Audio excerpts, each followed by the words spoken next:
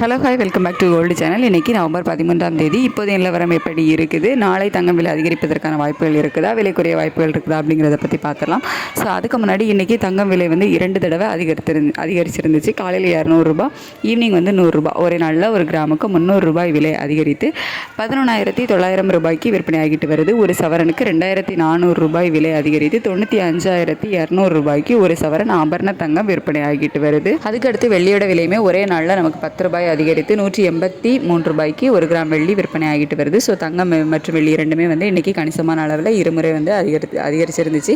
So இப்படிப்பட்ட சூழலில் இப்போது இரவு நிலவரம் இப்படி இருக்குது அப்படின்னு பார்த்தீங்கன்னா, சர்வதேச அளவில் தங்கம் மற்றும் வெள்ளி இரண்டுமே வந்து விலை குறைய தொடங்கி இருக்குது.